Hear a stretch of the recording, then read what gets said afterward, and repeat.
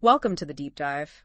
Today we're diving deep into the world of drugs that affect circulation. Okay. Specifically, you've given us some medical handouts about medications for hypertension and how they help keep our blood flowing. Yeah.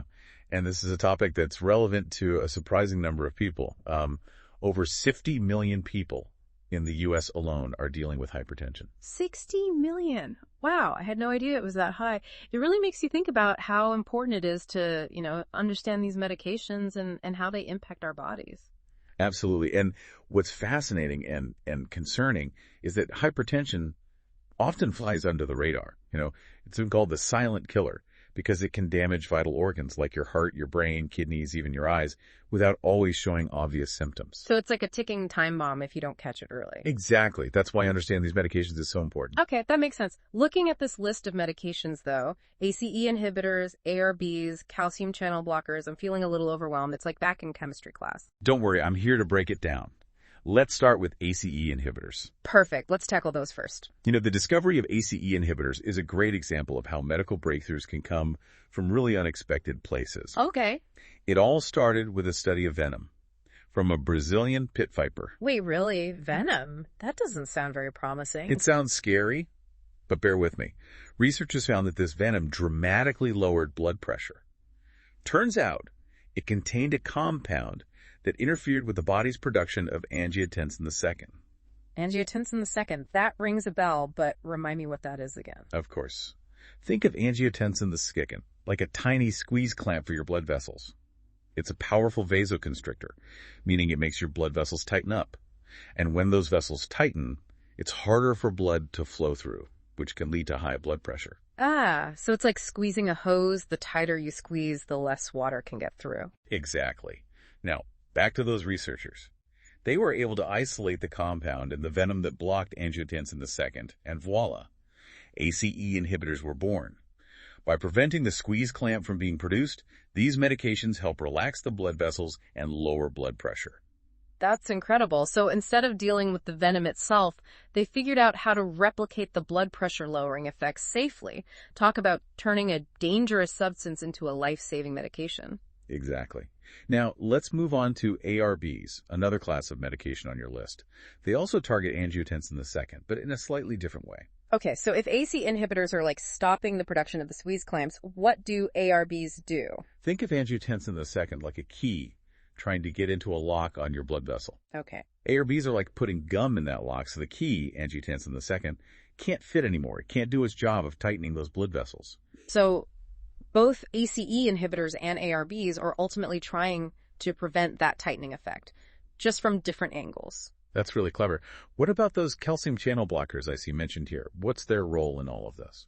Calcium is essential for muscle contraction, right? And guess what controls the tightening and relaxing of your blood vessels? Muscles. So are you saying calcium channel blockers prevent those muscles from working?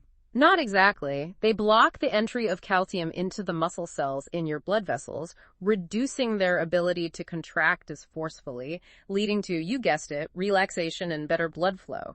It's like convincing those muscle cells to take a break and loosen their grip on your blood vessels. So we've got the ACE inhibitors, the saboteurs disrupting the production of angiotensin II, ARBs acting like sneaky locksmiths, and now the calcium channel blockers encouraging those muscle cells to chill out. And believe it or not, there's even more to this story. We've only just scratched the surface of how these medications work on your circulatory system. There's more. This is fascinating. I'm ready for the next chapter. You've probably heard of beta blockers, right? Yeah, I think so. Aren't those sometimes used to help people manage stage fright? That's right. Mm-hmm. But their uses go way beyond the stage.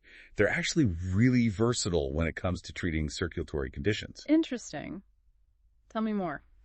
Well, you'll often see beta blockers prescribed for hypertension, but they're also used to treat conditions like angina, which is chest pain caused by reduced blood flow to the heart, and even certain types of arrhythmias, which are irregular heartbeats. So it's not just about, lowering a number on a blood pressure reading. These medications have, a ripple effect on your whole circulatory system. Precisely. To understand how they do that, let's think about what happens when we're stressed or anxious. Our heart rate and blood pressure naturally increase, right? That's because our bodies release hormones like adrenaline that trigger these responses. Right. It's like our body's going into fight or flight mode. Exactly. Beta blockers work by blocking the effects of adrenaline on the heart and blood vessels, which helps to slow the heart rate, reduce blood pressure, and even decrease the force of the heart's contractions.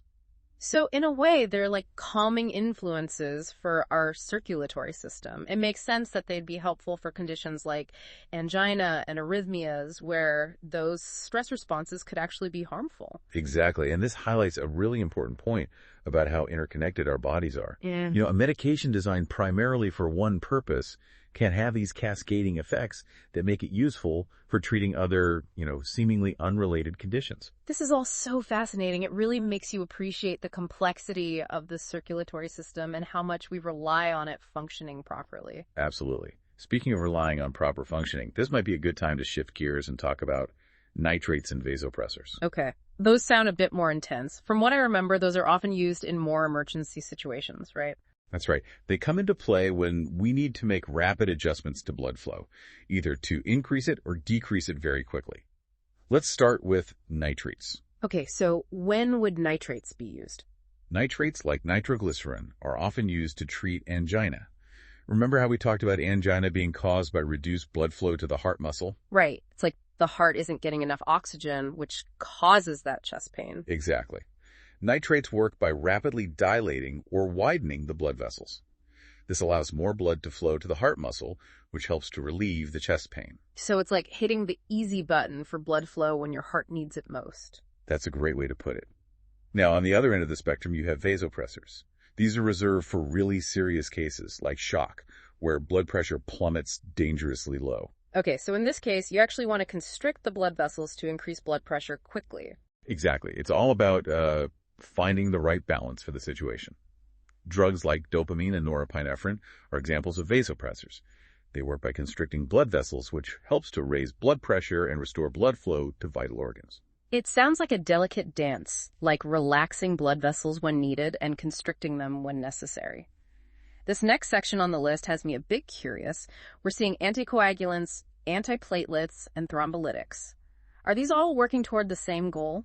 They are, in a way. They all play a role in managing blood clotting, but they each have a unique approach. Okay, so they're all part of the same team, but with different roles to play. Tell me more. Let's start with anticoagulants, like heparin or warfarin. You can think of them as preventative measures. They work by interfering with what's called the coagulation cascade. That's the complex chain reaction that happens in our blood that ultimately leads to a clot forming. Anticoagulants disrupt this chain reaction, making it harder for clots to form in the first place. So they're like the peacekeepers trying to prevent any trouble from brewing. Exactly. Then you've got antiplatelets, like aspirin.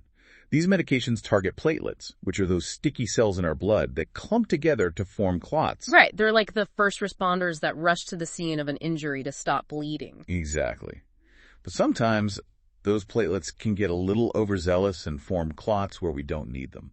Antiplatelets work by making platelets less sticky, so they're less likely to clump together and form unwanted clots. So they're like the ultimate antisocial club for platelets, keeping them from partying too hard. That's a great way to put it.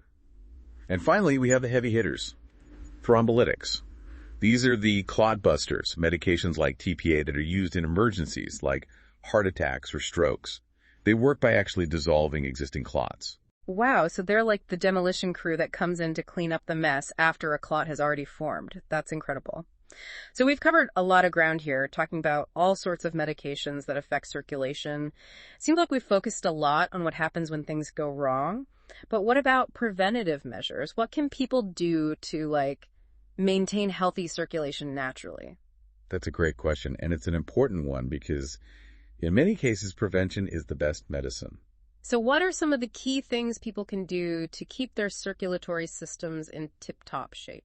Well, you're not going to be surprised to hear this, but lifestyle factors play a huge role.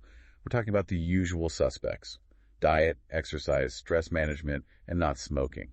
Okay, so those things our doctors are always nagging us about actually make a difference. More than you might think. They might seem like small changes, but they can have a significant impact on your circulatory health over time.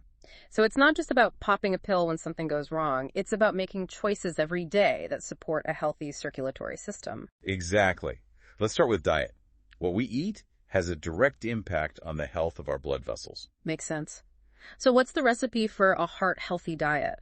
A diet that's rich in fruits, vegetables, whole grains, and lean protein is ideal. And it's important to limit processed foods, sugary drinks, and unhealthy fats.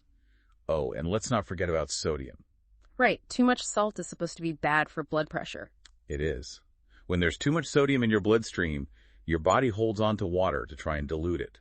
This extra fluid puts added pressure on your blood vessels, which can lead to high blood pressure over time. So cutting back on salt is like taking some of the pressure off those blood vessels. Exactly. Now let's talk about exercise. Okay, I have a feeling I know what you're going to say. Get moving. You got it. Regular physical activity is like giving your circulatory system a daily tune-up. When you exercise, your heart pumps faster, which strengthens it over time. It also helps to improve blood flow and lower blood pressure. It makes sense. The more you move, the better your blood circulates. It's like keeping the traffic flowing smoothly on the highway. That's a great analogy. And just like we need to find ways to manage traffic congestion, we also need to find ways to manage stress. Right, because we all know that feeling of our hearts racing when we're stressed out. Exactly. Chronic stress puts your body in a constant state of fight or flight, releasing hormones like adrenaline that can elevate your blood pressure. So finding healthy ways to manage stress is crucial for keeping those blood vessels from being constantly bombarded by stress hormones. Absolutely. Whether it's through meditation, yoga, spending time in nature, or talking to a therapist, finding what helps you unwind and manage stress is incredibly important. It sounds like taking care of our circulatory health is a holistic endeavor. It's not just about addressing one thing in isolation, it's about taking care of our physical and mental well-being as a whole. I couldn't agree more. It's about making choices that support our overall health, not just focusing on individual parts in isolation. And as we've learned today, understanding how this intricate system works can empower us to make informed choices about our health. Absolutely. Knowledge is power, especially when it comes to something as vital as our circulatory system. Well said. This deep dive has been incredibly eye-opening. We've learned about the dangers of hypertension, the intricate ways that medications can help manage various circulatory conditions, and the importance of making lifestyle choices that support circulatory health. It's been a fascinating journey, hasn't it? We often take our circulation for granted, but as we've seen, it's the lifeline that keeps our entire body functioning. Speaking of lifelines, are there any new developments on the horizon for managing circulatory health that have you particularly excited? There's always something new and exciting happening in the world of medicine. One area that's particularly promising is gene therapy. Gene therapy, that sounds incredibly futuristic. It does, doesn't it? Yeah. But it's an area of research that's advancing rapidly. Scientists are exploring ways to manipulate genes to improve blood vessel function or even regenerate damaged tissue. Wow, that sounds like something straight out of a science fiction movie. Imagine being able to reverse the damage caused by heart attacks or strokes. That would be incredible. It's definitely an area with immense potential. And then there's stem cell therapy, another exciting field. Researchers are looking at how to use stem cells to repair and regenerate damaged heart, muscle, or blood vessels. The possibilities are incredibly exciting. It really feels like we're on the cusp of some major breakthroughs. Based on what we've learned today, it seems like the future of circulatory health is full of hope and exciting possibilities. Absolutely. And for everyone listening, this is just the beginning of the exploration. There's so much more to learn and discover. Couldn't agree more. Thank you for joining us on this incredible journey through the circulatory system. It's been a pleasure diving deep with you. The pleasure was all mine. Until next time, stay curious. And stay healthy.